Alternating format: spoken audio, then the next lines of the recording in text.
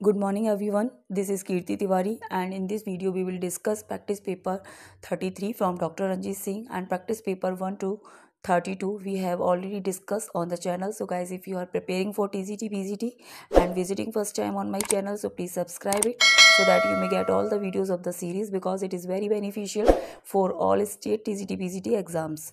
And now discuss practice paper 33. देखिए practice paper 33 का पहला क्वेश्चन है आपके लिए यहाँ पर। Charles Dickens is the representative Victorian. Charles Dickens representative Victorian है। किस पार्टिकुलर क्षेत्र के रिप्रेजेंटेटिव राइटर जाने जाते हैं, वो माने जाते हैं। सो Charles Dickens is the representative novelist of Victorian as, यानी ये विक्टोरियन एज के एज ए नोवेलिस्ट जाने जाते हैं, जाने माने नोवेलिस्ट हैं ये विक्टोरियन एज के। अगर विक्टोरियन एज के नोवेलिस्ट की जब हम बात करते हैं तो चार्ल्स डिकेंस का नाम सबसे ऊपर आता है। So the right option will be A, novelist. देखिए नेक्स्ट है क्वेश्चन नंबर 2। देखिए क्वेश्चन नंबर 2 है विच type of writer is browning. Browning किस प्रकार के राइटर हैं? नोवेलिस्ट हैं, ड्रामेटिस्ट हैं, पोइट हैं या एसेइस्ट हैं। सो ब्राउनिंग एक पोइट हैं। So the right option will B poet. Next देखिए क्वेश्चन नंबर 3 है विच type of writer is Galsworthy. Galsworthy किस प्रकार के राइटर हैं, किस प्रकार के राइटर के रूप में वो जाने जाते हैं, जैसे एज ए पोइट या फिर एसेइस्ट या फिर ड्रामेटिस्ट या फिर novelist. So Galsworthy is known as a dramatist. So the right option will be dramatist. Next है क्वेश्चन नंबर 4। देखिए नेक्स्ट है question number 4। The great famine also known as the great hunger. जो great famine period है उसे great hunger के नाम से भी जाना जाता है, द ग्रेट स्टारवेशन के नाम से भी जाना जाता है। The famine mostly within Ireland, the Irish holocaust और the Irish potato famine mostly outside Ireland was a period of mass starvation and disease in Ireland from। So the great famine period है, ये कब से कब तक रहा Ireland में? सो ये रहा 1845 से 1852। So the right option will be A, 1845 to 1852। Next है question number 5। During the great famine the worst year of the period was 1847 known as, यानी कि जो ग्रेट फेमाइन पीरियड है उसके दौरान जो रहा ये 1845 से 1852 तक ये पीरियड रहा था। जो इसका सबसे जो भयंकर ईयर है वो 1847 रहा। तो इस पार्टिकुलर ईयर को किस नाम से जाना जाता है इस पीरियड की? सो ब्लैक 47 के नाम से इस ईयर को जाना जाता है। So the right option will be A, black 47। Next question है question number 6। The Crimean war was a military conflict fought from. Crimean war क्या था? एक मिलिट्री कन्फ्लिक्ट था जो लड़ा गया in which Russia lost to an alliance made up of France, the Ottoman Empire, the United Kingdom and Sardinia.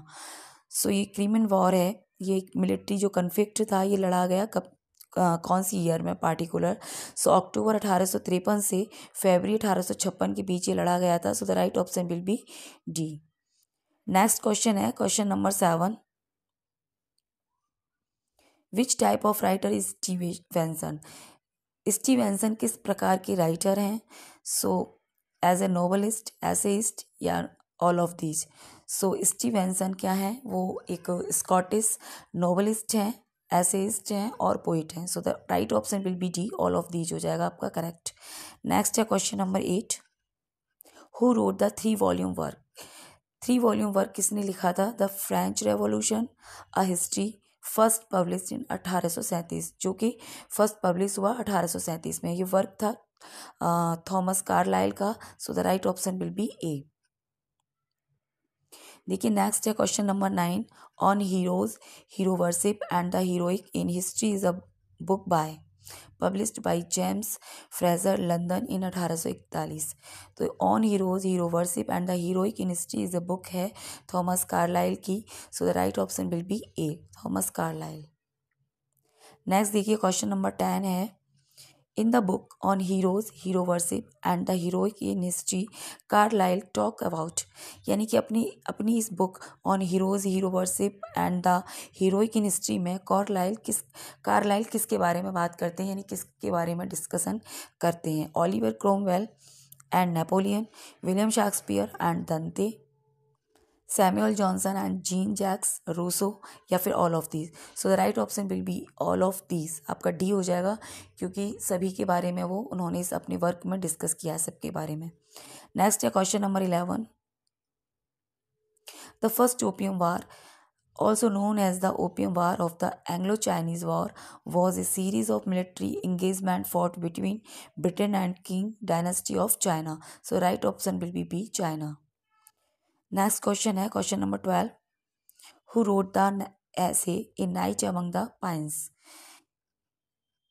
A Night Among the Pines ऐसे किसके द्वारा लिखा गया था? So ये लिखा गया था, this essay was written by R.L. Stevenson. So the right option will be D. Next है who wrote the essay An Apology for Idols? An Apology for Idols ऐसे किसके द्वारा लिखा गया था?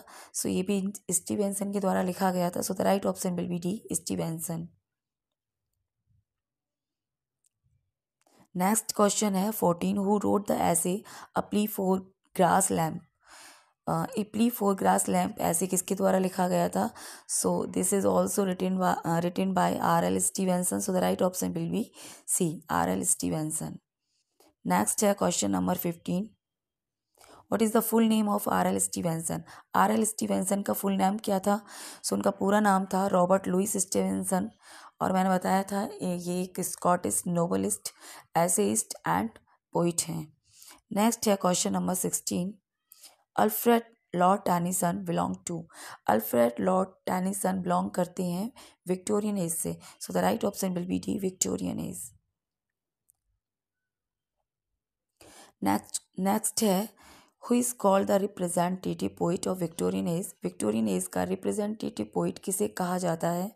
सो Tennyson is called the representative poet of the Victorian age. So the right option will be B, Tennyson. Next है question number 18. Which poet of Victorian age combines the romantic spirit with the spirit of social reform? यानी romantic age के किस poet ने romantic spirit को spirit of social reform के साथ mix किया? So Tennyson ने. So the right option will be B, Tennyson. Next है question number 19. Who wrote the poem In Memoriam? Memoriam poem किसके द्वारा लिखी गई थी? So In Memoriam is a work of Tennyson. Tennyson के द्वारा लिखी गई थी और ये एक एलेजी है जो कि इन्होंने अपने फ्रेंड आर्थर हेनरी हेलम की याद में लिखी है. सो डी आपका करेक्ट हो जाएगा. नेक्स्ट देखिए question number 20. Who wrote the poem the ancient sage? The ancient sage poem किसके द्वारा लिखी गई थी? So this poem is written by Tennyson. So the right option will be B, Tennyson. Next है question number 21. Who wrote the poem crossing the bar? Crossing the bar poem किसके द्वारा लिखी गई है? So this poem is written by Tennyson. So the right option will be D. Next देखिए question number है 22. Which type of poem is lotus eater by Tennyson? Tennyson के द्वारा लिखी गई पोएम टेनिसन के द्वारा लिखी गई पोएम लोटस ईटर्स एक ड्रामेटिक मोनोलॉग है. So the right option will be D, ये एक ड्रामेटिक मोनोलॉग है. नेक्स्ट है pastoral elegy is a lament of a? Pastoral elegy एक लेमेंट होता है किसका? पोइट का, ब्लेजर का, किंग का या फिर सेफर्ड का? So pastoral elegy is a lament of shepherd. So the right option will be D, shepherd. Next है question number 24. An elegy written with a particular convention and rural background is called? एक elegy जो लिखी जाती है किसी particular convention के साथ और जिसमें रूरल बैकग्राउंड होता है उसे क्या कहा जाता है? उसे कहा जाता है pastoral elegy. So the right option will be A, pastoral. Next question है 25. In England pastoral elegies have been written down from? यानी इंग्लैंड में पेस्टरल एलेजीज लिखी गई कब से? तो ये रेनेसा एज में लिखी गई थी. So the right option will be B, Renaissance age से इनकी शुरुआत हुई है. ठीक है. नेक्स्ट है question number 26. Milton's Lycidas age? Milton की लसीडस क्या है? ये एक मतलब लिरिक है, सोनेट है या फिर क्या है? सो एक पेस्टरल एलेजी के रूप में इसे जाना जाता है और ये वर्ल्ड फेमस एलेजी है. So the right option will be C, a pastoral elegy. Next देखिए question number 27, elegy is said to be originated from. जो एलएजी है इसकी ओरिजिन कहाँ से हुई है? सो ये ग्रीक ओरिजिन है, so the right option will be A, Greek. Next देखिए question number 28, an elegy is a brief lyric of. Elegy एक ब्रीफ लिरिक होती है सेरेमनी की, रिलीजियस इवेंट की या फिर मॉर्न की। सो ये एक मॉर्निंग पोएम होती है, यानी कि बिलाप गीत होता है ये एक। So the right option will be C, morning lyric. Next देखिए क्वेश्चन नंबर है 29। देखिए नेक्स्ट है question number 29, traditionally the verse structure of ballad is. यानी कि परंपरागत रूप से जो बैलाड का स्ट्रक्चर है वो कैसा होता है? सो बैलाड का जो स्ट्रक्चर होता है वो ए 4 लाइन स्टैंजा और क्वार्टरंस। यानी कि यह बैलाड जो होती है वो एक 4 लाइन स्टैंजा में होती है या फिर कह लो कि वो क्वार्टरन में होती है। So the right option will be A, दोनों एक ही बात है। नेक्स्ट देखिए question number 30, ballad means. Ballad का क्या मतलब होता है? सो बैलाड एक डांस सॉन्ग होता है, so the right option will be C, dance song. Next देखिए question number 31, the wife of Usher's Well is a form of. The wife of Usher's Well एक लिटरेरी बैलाड की form है, so the right option will be A, literary ballad. Next देखिए question number 32 है, lyrical ballad is a collection of poems. Lyrical ballad किसका collection है? Poems का। Composed bye, किसके द्वारा इसे कंपोज किया गया था? सो विलियम वर्ड्सवर्थ के द्वारा। So the right option will be A, William Wordsworth. Next देखिए क्वेश्चन नंबर है 33, traditional ballad usually narrated tale based on the theme of. यानी ट्रेडिशनल जो बैलाड होती है वो एक जो कहानी है उसका वर्णन करती है, जिसकी थीम क्या हो सकती है? Love, hatred, war and civils, adventures या फिर all of these. So the right option will be D, all of these. Next देखिए क्वेश्चन नंबर है 34, which is true in term of literary ballad. Literary ballad के से regarding कौन सा term यहाँ पर सही है? It is genuine, having grown up naturally, it is often anonymous and narrated tale, या फिर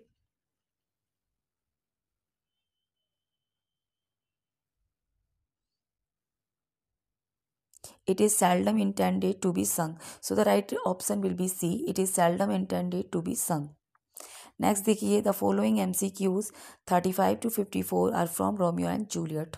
सो यहाँ कुछ MCQs हैं रोमियो एंड जूलियट ट्रेजेडी से, रिटन बाय विलियम शेक्सपियर। देखिए question number 35। Question number 35, how do the Montague plan. Montague कैसे plan करते हैं on getting into the Capulet feast.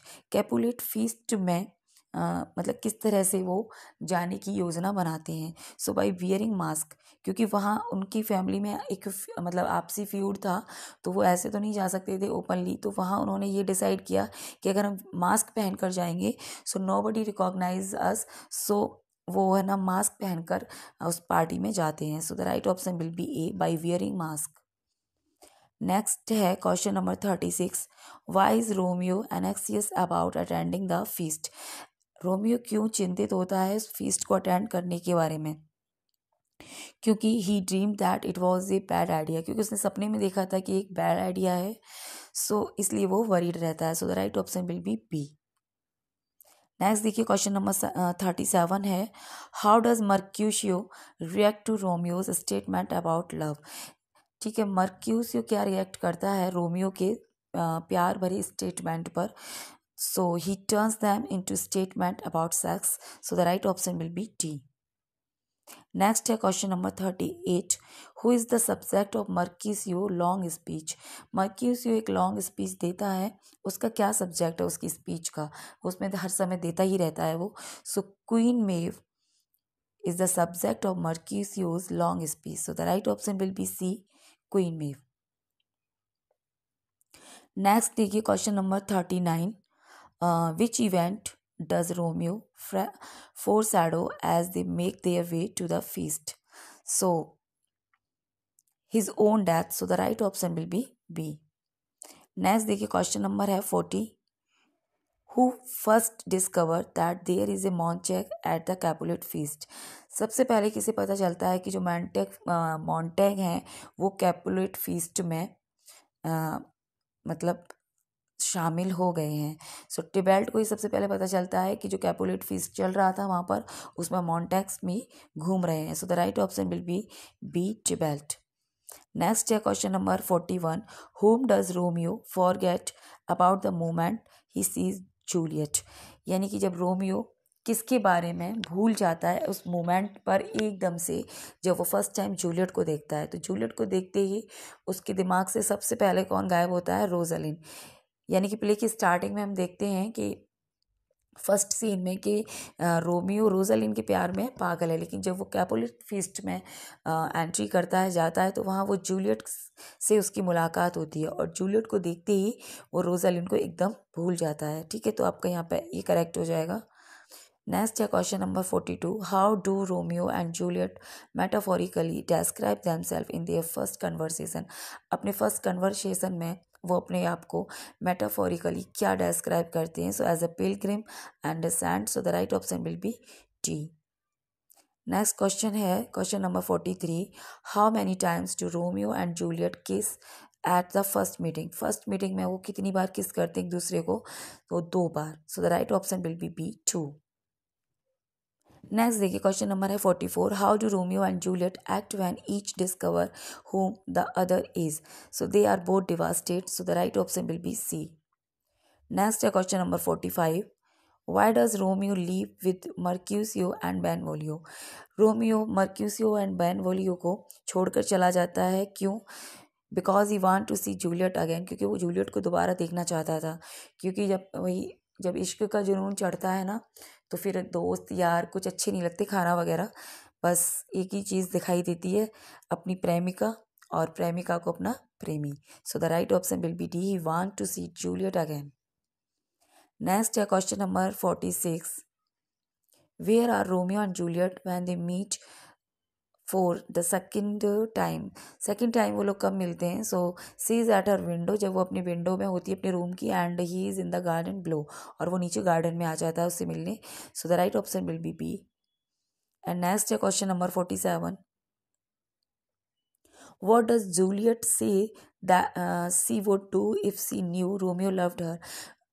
Juliet कहती है कि अगर उसे ये पता चल जाए कि रोमियो भी उसे प्यार करता है तो वो क्या करेगी? सबसे पहले वो सबसे पहले गिव अप हर कैपुलेट नेम, कि वो कैपुलेट नेम को बिल्कुल हमेशा के लिए त्याग देगी। यानी क्या बन जाएगी? वो मॉन्टेक बनना पसंद करेगी वो।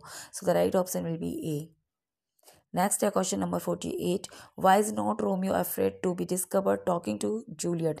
जूलियट से बात करते समय रोमियो क्यों नहीं डरता? क्योंकि he believes his love will protect him, कि उसे विश्वास है कि उसका जो प्यार है वो उसे प्रोटेक्ट करेगा। एंड नेक्स्ट है question number 49, what is Juliet worried about with regard to Romeo. Romeo को लेकर जूलियट क्यों वरीड है? क्योंकि उसे क्या लगता है that his love is not true, कि रोमियो का शायद प्यार जो है वो ट्रू नहीं है। नेक्स्ट देखिए question number 50, what is Friar Lawrence worried about when he first sees Romeo. Friar Lawrence एकदम चिंतित हो जाते हैं जब वो रोमियो को पहली बार देखते हैं, क्योंकि उन्हें लगता है that Romeo has slept with Rosaline. So the right option will be A. Next है question number 51, how does Friar Laurence regard Romeo's love for Juliet. Juliet से को जूलियट को लेके जो रोमियो का प्यार है उसको लेकर वो फ्रायर लॉरेंस क्यों चिंतित हैं? He doubt the sincerity of Romeo's feeling, क्योंकि उन्हें जो रोमियो है उसकी फीलिंग्स पर डाउट है, क्योंकि उन्हें ऐसा लगता है कि फैमिली में तो रंजिश चल रही है और ये ऐसे कैसे, मतलब। So the right option will be A. देखिए नेक्स्ट है question number 52, who challenges Romeo to a duel. Duel के लिए कौन ललकारता है रोमियो को? सो ये टिबेल्ट है। So the right option will be B Tybalt. Tybalt उसे चैलेंज करता है फॉर ड्यूल। नेक्स्ट क्वेश्चन है question number 53, how does Mercutio describe Tybalt. जो मर्क्यूशियो है वो टिबेल्ट को कैसे डिस्क्राइब करता है? सो स्किल्ड एंड वेन उसको वो बताता है।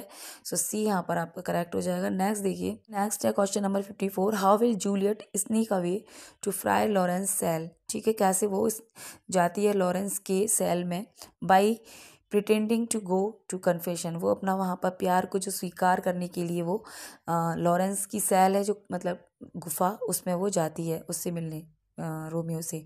So the right option will be C. Next देखिए क्वेश्चन नंबर 55।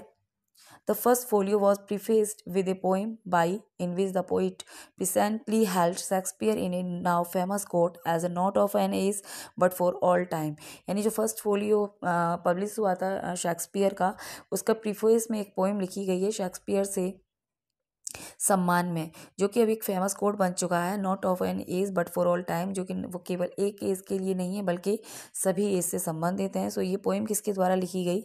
बेन जॉनसन के द्वारा। So the right option will be B. Next है क्वेश्चन, देखिए question number 56। The first folio edition of Shakespeare, Shakespeare का जो फर्स्ट फोलियो एडिशन था place का, was dedicated to the incomparable pair of brethren William. Dedicate किया गया किसको? Herbert third Earl of Pembroke and his brother Philip Herbert Earl of Montgomery later fourth Earl of Pembroke. जो बाद में Philip Herbert हैं, जो बाद में क्या बनते हैं? फोर्थ अर्ल ऑफ पैम्ब्रुक बनते हैं। तो ये डेडिकेट है इन दोनों को। So the right option will be A. Next देखिए question number 57। Who wrote in preface to lyrical Ballad? Poetry is the most philosophic of all writing. It is so its subject is truth, not individual and local but general and operative, not standing upon external testimony but carried alive into the heart by passion. Truth, which is its own testimony, which gives strength and divinity to the tribunal to which is appeal and receive them from the same tribunal. Poetry is the image of man and nature। तो कहीं भी preface लिखकर ballad जब आपको सुनाई दे तो अपने आप समझ जाओ कि ये विलियम वर्ड्सवर्थ है, इनके अलावा और दूसरा कोई हो ही नहीं सकता। सो the right option will be D, William Wordsworth. Lyrical ballad को लेके जब बात होगी तो वो किससे संबंधित होगी? विलियम वर्ड्सवर्थ से लेके। ठीक है, यहाँ भी वही है। देखिए क्वेश्चन नंबर है 58। Who wrote in preface to lyrical ballad? Preface to lyrical ballad में कौन लिखेंगे? विलियम वर्ड्सवर्थ लिखेंगे। Poetry is the breath and finer speed. क्या कहा है उन्होंने पोइट्री को? पोइट्री को ब्रीथ बताया है and finer speed of all knowledge, सभी नॉलेज की। It is impassioned expression which is in the countenance of all science. So the right option will be D, William Wordsworth। Next देखिए question number है 59। The quote, ये famous quote किसके द्वारा लिखा गया? There neither is nor can be an essential difference between the language of prose and metrical composition is found. ये जो famous quote है ये लिखा गया है विलियम वर्ड्सवर्थ के द्वारा। उनका कहना है कि जो लैंग्वेज है प्रोज की और पोइट्री की, उसमें ज़्यादा डिफरेंस नहीं होना चाहिए। So the right option will be D, the preface to the lyrical ballad 1800 में उन्होंने लिखा है। नेक्स्ट देखिए क्वेश्चन नंबर है 60। हु राइट्स, कौन लिखता है? The knowledge both of the poet and man of science is pleasure but the knowledge of the one cleaves to us as a necessary part of our existence, our natural and unalienable inheritance. The other is a personal and individual acquisition, slow to come to us and by no habitual and direct sympathy connecting us with our fellow beings. So ये लिखते हैं William Wordsworth. So the right option will be D, William Wordsworth. D आपका यहाँ correct हो जाएगा। Next देखिए question number है 61। John Milton sonnet when I consider how my light is spent is more popularly known as. यानी कि John Milton की एक सोनेट है when I consider how my light is spent, कि मेरी लाइट कैसे खर्च हो गई, इसको जाना जाता है as a on his blindness. यानी ऑन हिज ब्लाइंडनेस के नाम से ये ज़्यादा पॉपुलर है, जबकि इसका जो ओरिजिनल टाइटल है इसके नाम से इसे कोई नहीं जानता। So the right option will be A, on his blindness. Next है question number 62। Milton's on his blindness is a Petrarchan sonnet. कैसी सोनेट है ये? पिटारकन सोनेट है with the rhyme scheme A B B A C D E. So the right option will be A. ठीक है, पहला क्या होता है, इसका जो 8 लाइन होती है पहली की, उन्हें ऑक्टेव कहते हैं पिटारकन सोनेट में, जो लास्ट की 6 लाइन होती है उन्हें सेस्टेट बोलते हैं। नेक्स्ट है क्वेश्चन, देखिए नेक्स्ट है question number 194। Milton's on his blindness is a good example of the greater usages of so enjambment का बेस्ट एग्जाम्पल है ये, so the right option will be D. Next देखिए question number है 64। Which poem of Milton the following lines from a part of, Milton की कौन सी poem से ये lines ली गई हैं? 1000 at is biding speed and post over land and ocean without rest, they also serve who only stand and wait. यानी 1000 at is biding speed, यानी 1000 सेवक, हजारों सेवक बाइडिंग स्पीड में दौड़े चले आते हैं, एंड पोस्ट ओवर लैंड, चाहे ओवरलैंड यानी कि अर्थ के ऊपर, एंड ओशन विदाउट रेस्ट, या फिर चाहे वो समुद्र हो यानी पाताल हो, पृथ्वी हो, या फिर मतलब समुद्र हो, मतलब जो हजारों सेवक हैं वो एक मूवमेंट में, एक आदेश पर क्या करते हैं, बाइडिंग स्पीड में आते हैं, दौड़ के आते हैं। They also serve only stand and wait, लेकिन वो लोग भी सच्ची सेवा करते हैं भगवान की, जो क्या करते हैं, खड़े रहते हैं उनकी सेवा में, तत्पर रहते हैं, और केवल क्या करते हैं, वेट करते हैं उनके आदेश का। तो वो भी एक तरह से सच्ची सेवा है। तो ये जो लाइन्स हैं ये उनकी famous sonnet on his blindness से ली गई हैं। ठीक है, so the right option will be D, on his blindness. देखिए नेक्स्ट है question number 65। Which sonnet of Milton is inspired by the Easter massacre of Waldensians in Piedmont by the troops of Charles Emmanuel second Duke of Savoy in April 1655। So on the late massacre in Piedmont 1655, ये sonnet है जो Milton की inspired है किससे, Easter massacre of Waldensian से। So the right option will be A. Next देखिए question number है 66। Act fourth on the play justice narrate the event of how many years later than previous act. ठीक है, act fourth है जो justice play है by Galsworthy, वो जो event narrate करता है उसमें कितना डिफरेंस है प्रीवियस ईयर इवेंट से। सो 2 ईयर्स का डिफरेंस है, so the right option will be A. Next देखिए क्वेश्चन नंबर है 67। Act second of the play Justice begins इन। ठीक है, जो प्ले जस्टिस है गाल्सवर्दी का, उसका जो एक्ट सेकंड है वो कब शुरू होता है, वो शुरू होता है सितंबर आफ्टरनून में, यानी कि सितंबर की दोपहर में वो शुरू होता है प्ले का act second. So the right option will be B. Next है question number 68। Act 3 of the play Justice begins in December. ठीक है, जो एक्ट 3 है प्ले का जस्टिस का, वो दिसंबर में शुरू होता है। Which pair of the scene and setting is correctly matched in the act. तो इनमें कौन से सीन और सेटिंग है वो करेक्टली मैच्ड है। तो देखिए सीन 1 में क्या होता है, गवर्नर ऑफिस दिखाया जाता है। सीन 2 में क्या होता है, कॉरिडोर दिखाया जाता है। सीन जो थर्ड है इस प्ले का, उसमें एक सेल दिखाई जाती है। सो all are correct, so the right option will be D, all are correct हो जाएगा आपका। नेक्स्ट देखिए क्वेश्चन नंबर है 69। रॉबर्ट कॉक्सन किस तरह के व्यक्ति हैं, उनका अपीयरेंस क्या है। Old wearing glasses with a bald head and honest face. ठीक है, सो वो 60 years old wearing glasses bald head man है। So the right option will be B, 60 years. Next है question number 70। Who works as an office boy in the solicitor office, है ना, कौन काम करता है एक ऑफिस बॉय के रूप में सॉलिसिटर ऑफिस में in the play Justice by Galsworthy. So ये स्वीडल है, so the right option will be A. Next देखिए question number 71। In which poem Dryden suggests that he did not let the satire be too sharp to those who were least corrupt. I confess I have laid in for those by rebating the satire where justice would allow it from carrying too sharp an ace. सो किस poem में Dryden ने suggest किया है, सो Absalom and Achitophel 1681 में। So the right option will be D. देखिए next है question number 72।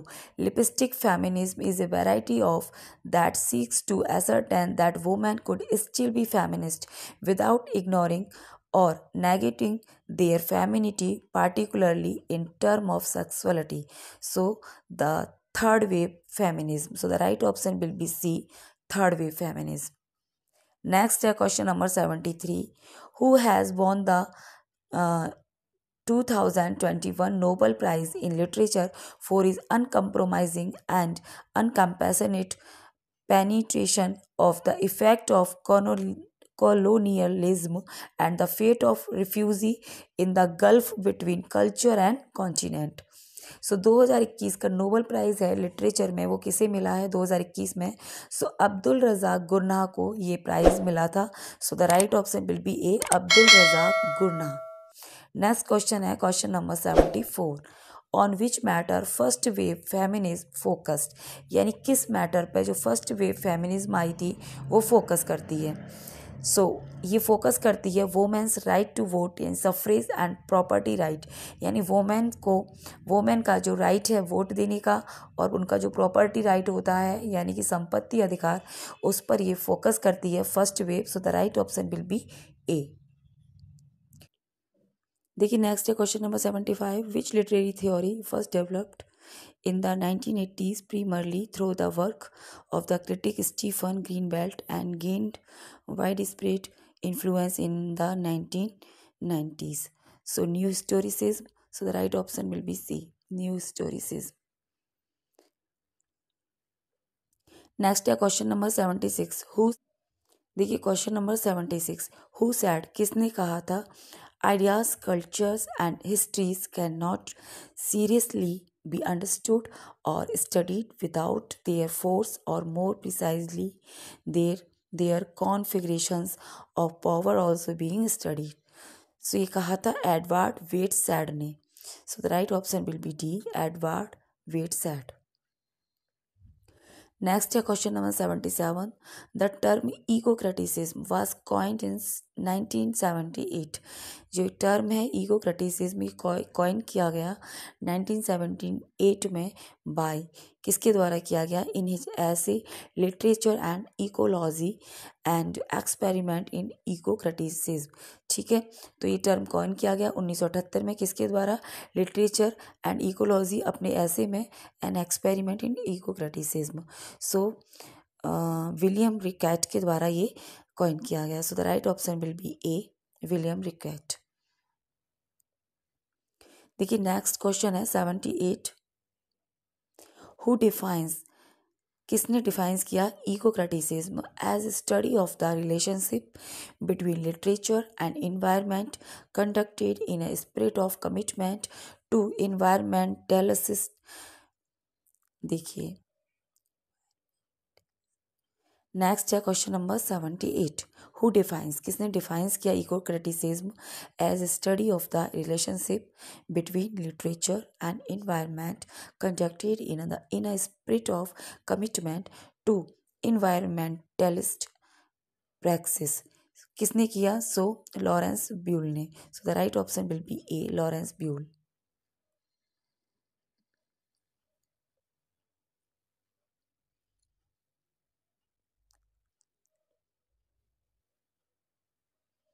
देखिए next question है question number 79.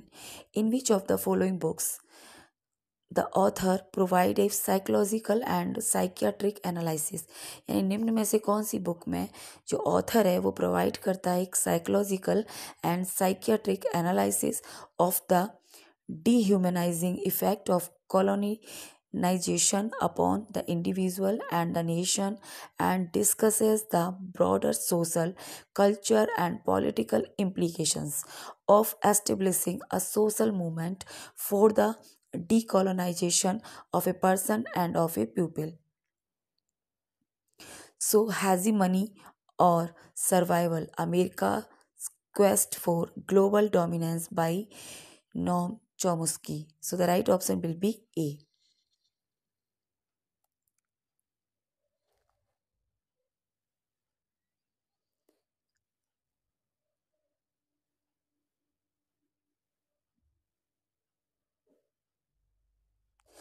So the rest of the earth by Franz Fanon. So the right option will be D, the rest of earth by Franz Fanon ने describe किया है. Next देखिए question number 80 है. Which of the following book concludes, किस book में conclude किया गया है with the sentence he had already chosen the title of the book after much thought the pacification of primitive tribes of the lower Niger. So the right option will be C, Things Fall apart by Chinua Achebe. So C आपका यहाँ correct हो जाएगा. Next देखिए question number है 81. Edmund in King Lear was a bastard son to, यानी कि King Lear में जो एडमंड नाम का करेक्टर है वो बास्टर्ड सन है किसका, यानी अवैध बेटा है अर्ल ऑफ ग्लोसेस्टर का। So the right option will be D, Earl of Gloucester. Next देखिए क्वेश्चन नंबर है 82। Emilia in Othello worked as a maid in the house of, ठीक है, एमेलिया ओथेलो में एज ए मेड काम करती है किसके घर में, so in the house of Desdemona. So the right option will be C, Desdemona. Question number 83। Who is regarded as a prince among the English essayist, English essayist में किसी as a prince माना जाता है। So everybody knows Charles Lamb is regarded as a prince among the English essayist. So the right option will be D. Next देखिए question number है 84। The study of which subject according to Bacon makes a man witty, यानी कि according मतलब bacon के अनुसार किस subject की study हमें विटी बनाती है। सो पोइट्री उनके अनुसार एक, देखिए क्वेश्चन नंबर है 84। The study of which subject, कौन से सब्जेक्ट की study according to Bacon makes a man witty, एक मैन को क्या बनाती है, विटी बनाती है। So the study of poetry makes a man witty. So the answer is D. Next देखिए क्वेश्चन नंबर है यहाँ पर 85। Hurrying along the road a passing bus knocked him down, ठीक है। सो ये पार्टिसिपल है सेंटेंस, तो इसको आपको बनाना है। Identify the correct option. Next देखिए question number 85। Hurrying along the road, road के सहारे चलते हुए एक पासिंग बस ने नॉक्ड हिम डाउन, उसे गिरा दिया, है ना, यानी उसे हिट करके वो चली गई। सो आइडेंटिफाई द करेक्ट ऑप्शन, आपको आइडेंटिफाई करना है। सो उसका करेक्ट ऑप्शन हो जाएगा हरिंग अलोंग द रोड, है ना, along the road. He was knocked down by the passing bus. So the right option will be A.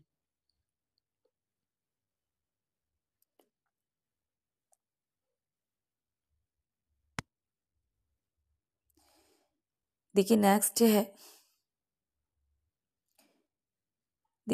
Question number 86। People living in cities are prone dash amassing consumer goods. So यहाँ पे आपको correct preposition भरना है। सो यहाँ पर जो correct preposition है वो आ जाएगा to. So the right option will be B. People living in cities are prone to amassing consumer goods, because prone to is followed by prone. देखिए question number 86। People living in cities are prone dash amassing consumer goods. तो यहाँ पर आपको correct preposition fill करना है।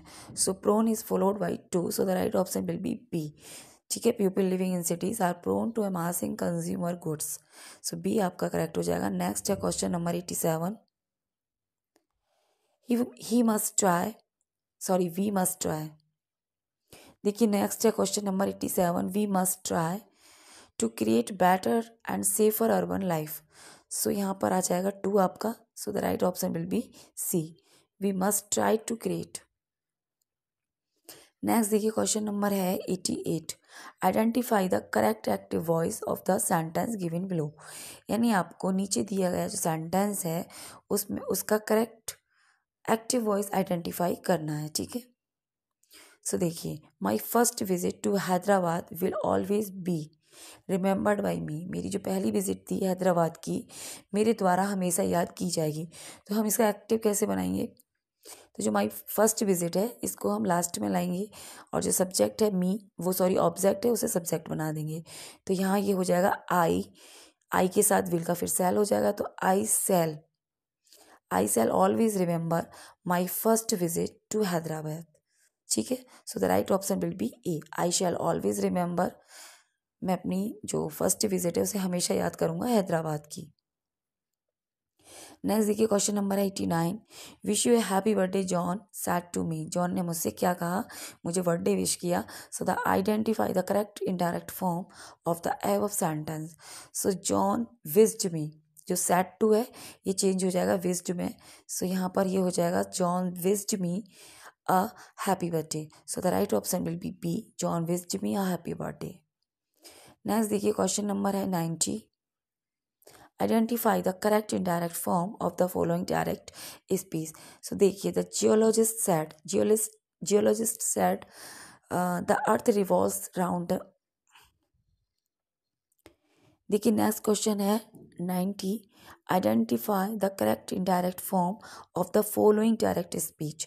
The geologist ने कहा था the earth revolve round the sun. ठीक है, तो geologist said that the earth revolve round the sun. So the right option will be A. ये वाला आपका सही हो जाएगा। द जियोलॉजिस्ट टोल्ड दैट से ही कनेक्ट हो जाएगा। The earth revolves round the sun. Revolves है तो रिवॉल्व्स ही रहेगा क्योंकि ये एक यूनिवर्सल ट्रूथ है। सो यहाँ हम कोई चेंजेस नहीं करेंगे, ठीक है। और यहाँ पर रिवॉल्व भी कर दिया है तो ये गलत है क्योंकि यूनिवर्सल जो ट्रूथ होता है वो चेंज नहीं होता है ना, रिवॉल्व्स ही रहेगा। वो घूमती है, घूमती थी तो होगा नहीं, तो ये यहाँ पर गलत है। The geologist told that the earth would revolve, ये भी नहीं होगा यहाँ पे, तो ये भी गलत हो गया। नन ऑफ द एबव होगा नहीं, सो आपका ए करेक्ट हो जाएगा, ठीक है। नेक्स्ट देखिए क्वेश्चन नंबर है 91। Choose the antonym of the word abhor from the option given below. जो ऑप्शन हैं उनमें से आपको एबहॉर का एंटोनियम सेलेक्ट करना है। सो आपको पता ही है एबहॉर मीन्स क्या होता है, घृणा। देखिए नेक्स्ट है question number 91। Choose the antonym of the word abhor. Abhor का एंटोनियम आपको बताना है। तो एबहॉर का मतलब क्या होता है, घृणा करना। तो इसका जो एंटोनियम है वो हो जाएगा लव प्यार करना। और नेक्स्ट है 92। The synonym of the word Dexters. जो डेक्स्टर्स है उसका आपको क्या बताना है, सिनोनिम बताना है। तो डेक्स्टर का मतलब होता है कुशल, यानी ऐसा व्यक्ति जो कुशल है, तो स्किलफुल हो जाएगा। So the B is correct here. Next देखिए क्वेश्चन नंबर है 93। A short story should be finished in, यानी जो एक शॉर्ट स्टोरी होती है वो फिनिश्ड हो जानी चाहिए इन 1 सिटिंग, 2 सिटिंग और 3 सिटिंग।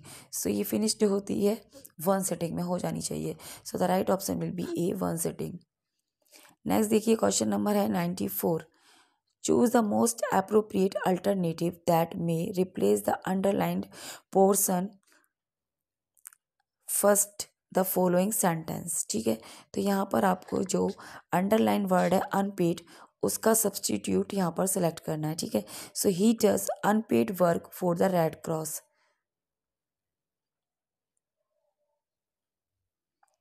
सो यहाँ पे इसकी जगह अनपेड का हो जाएगा honorary. So the right option will be A, honorary. ठीक है, नेक्स्ट है क्वेश्चन नंबर 95। हु सैड, ये भी पहले भी आया था, ideas cultures and histories can not seriously be understood or study without their force or more precisely their configuration of power also being study. So Edward wait said, so the right option will be T.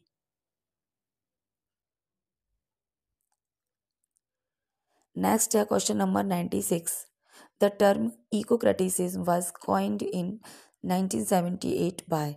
ये जो term है इकोक्रेटिसिज्म, ये किसने coin किया था, तो ये coin किया था विलियम रिकैर्ड ने। So the right option will be A. ये अभी पहले जो क्वेश्चन पूछे गए हैं वही कुछ क्वेश्चन यहाँ पे रिपीट कर दिए हैं। ठीक है, और इन्होंने ये कॉइन किया था term in his essay literature and ecology and experiment and ecocriticism. फिर ये भी वही सेम है यहाँ पर 97। who defines eco-criticism as a study of the relationship between literature and environment conducted in a spirit of commitment to environmental practice। so ये भी Lawrence ब्यूल का कथन है, उन्होंने डिफाइन किया इसको। नेक्स्ट है, ये जो भी हमने आगे क्वेश्चन पढ़े थे ना वही रिपीट हो गए हैं। सो मैं रिपीट कर देती हूँ, चलो।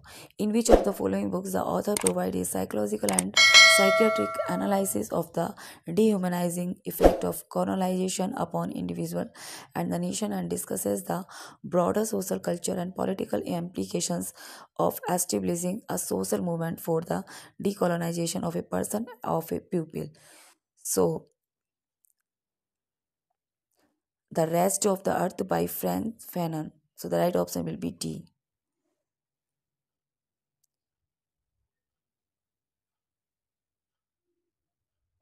ये भी सेम क्वेश्चन है, वही रिपीट कर दिया है। ये thing fall apart by Chinua एक्वे से लिया गया है ये स्टेटमेंट। एंड नेक्स्ट है, यहाँ से देखते हैं, ठीक है। और opposition between two characters or two forces is called. So struggle between two characters or two forces is called conflict. So the right option will be A, conflict कहा जाता है उसे।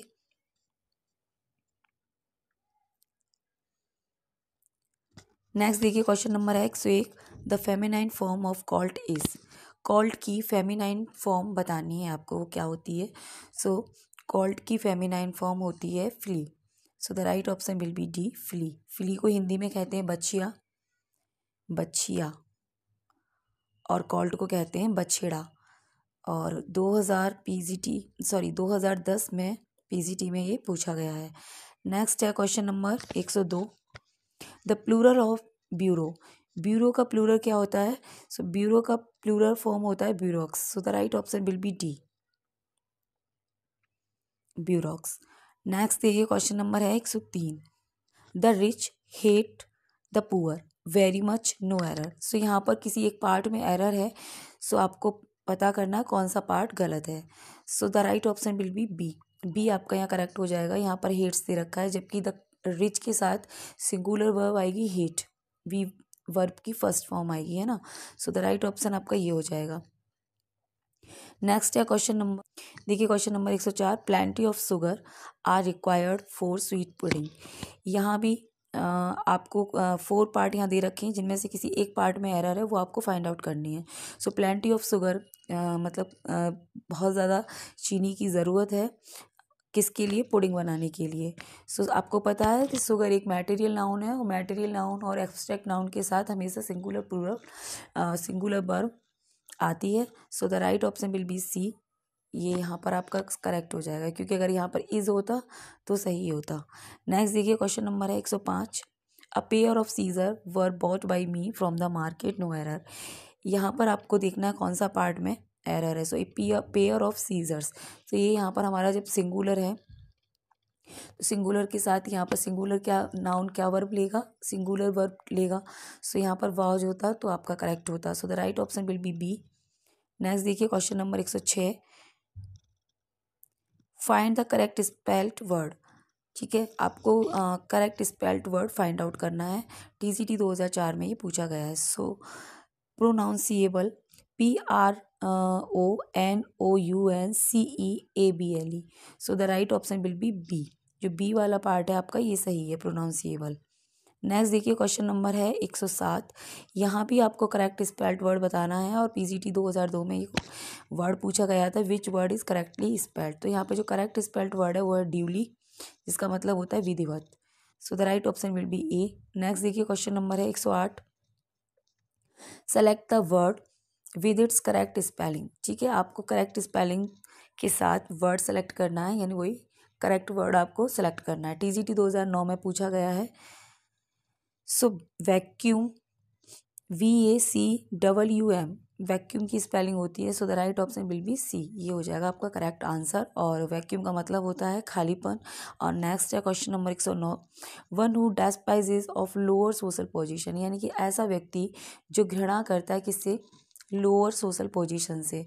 तो ऐसा व्यक्ति कौन होगा, जिसके माइंड का लेवल बहुत लोअर होगा, यानी कि वो गंवार व्यक्ति ही होगा जो किसी की लोअर सोशल पोजीशन से घृणा करे, क्योंकि सबके अपने अपने पोजीशंस होते हैं, है ना। So the right option will be D, snob. Snob का मतलब होता है गंवार व्यक्ति।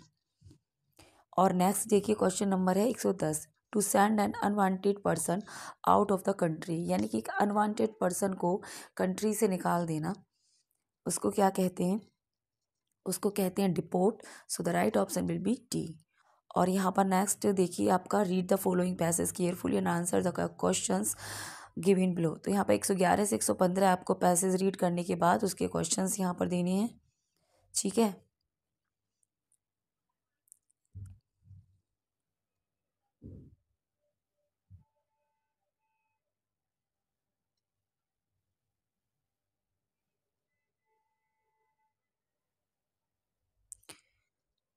तो 115 तक, यहाँ तक आपको पैसेज के क्वेश्चन देने थे, और यहाँ पे 116 से 17 आपको पंचुएट करना है सेंटेंस को।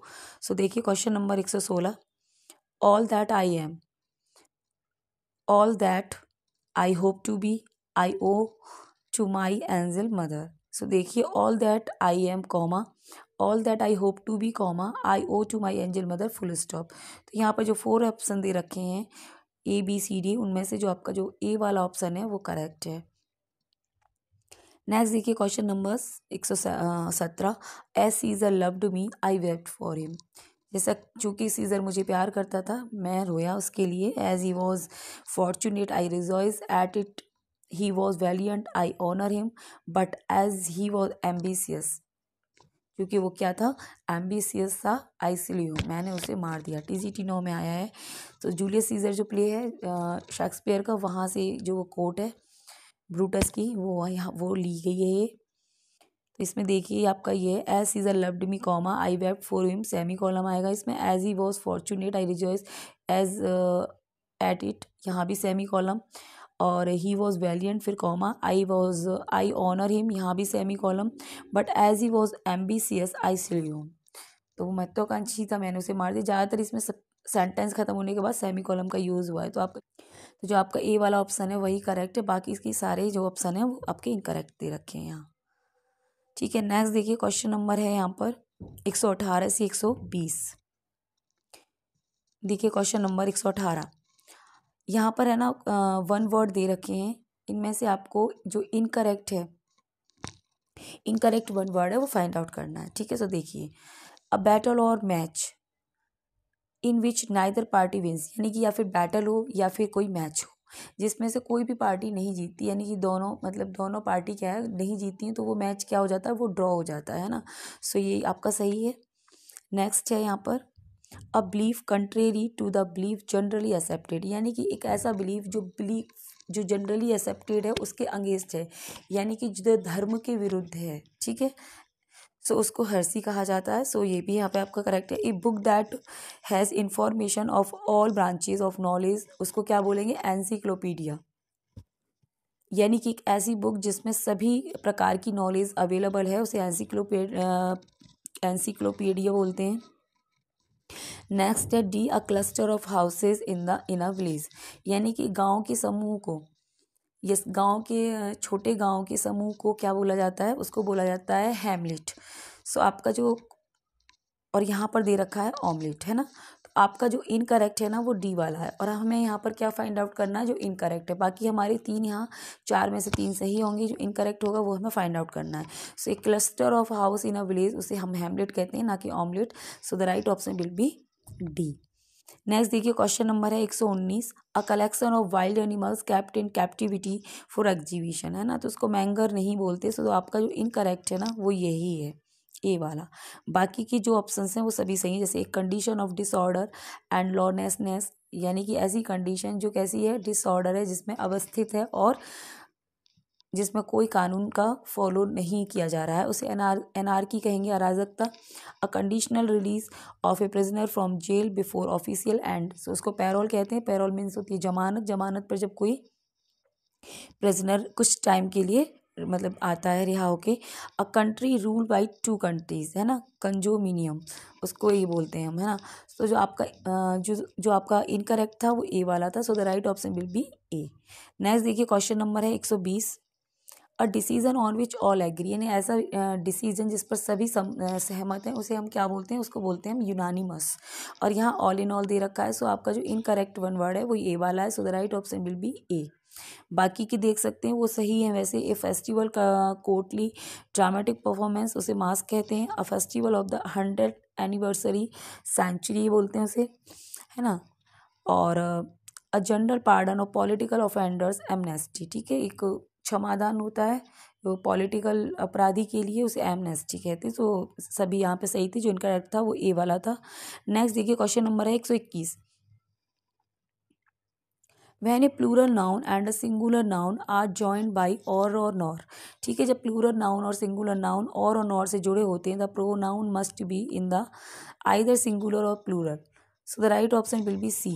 अब यहाँ पर ये मुझे कुछ समझ में नहीं आया है, क्योंकि यहाँ पर जो क्वेश्चन का मतलब है वो ये है कि जब भी 2 नाउन और नॉर से जुड़े होते हैं, है ना। तो जब और नॉर से जब दो नाउन जुड़े होते हैं तो जो वर्ब होती है ना वो लास्ट वाले के अकॉर्डिंग आती है। तो यहाँ पर ये वर्ब कहना चाह रहे थे कि क्या कहना चाह रहे थे, तो ये क्वेश्चन मुझे क्लियर नहीं हो रहा, तो इसे आप अपने अकॉर्डिंग देख लीजिए। मैं बता रही हूँ और नॉर के साथ जब दो नाउन जुड़े होते हैं सिंगुलर प्लूरल तो बाद वाले नाउन के अकॉर्डिंग वर्ब हम लगाते हैं।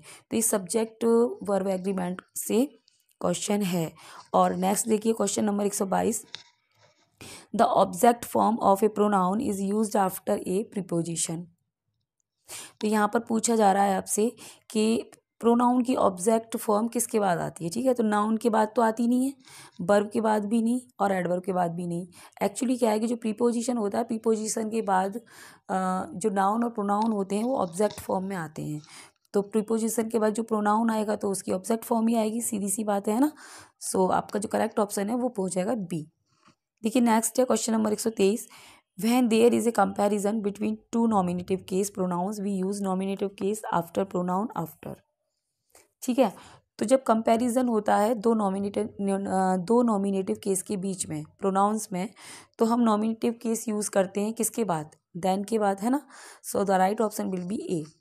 जब हम कंपैरिजन कर रहे हैं दो नॉमिनेटिव केस में, तो इधर अगर क्या कहते हैं नॉमिनेटिव केस है तो देन के बाद भी तो नॉमिनेटिव केस आएगा, तो ए आपका सही हो जाएगा। नेक्स्ट देखिए क्वेश्चन नंबर है 124। When there is a comparison between object we use objective case pronoun after than. ठीक है, तो ये भी वही है सेम। जब यहाँ ऊपर था कि जब हम नॉमिनेटिव केस की तुलना कर रहे हैं तो देन के बाद क्या आएगा, नॉमिनेटिव केस आएगा।